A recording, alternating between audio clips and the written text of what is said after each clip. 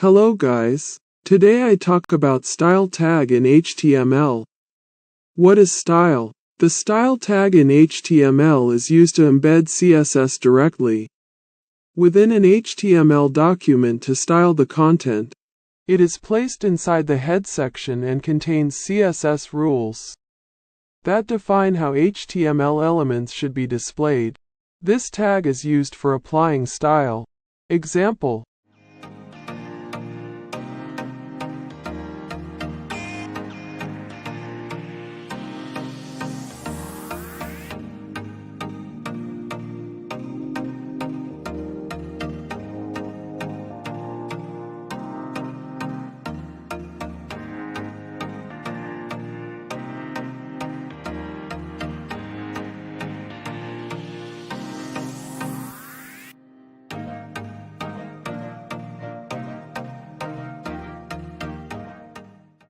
this allows you to control the visual presentation of your web page in a straightforward manner.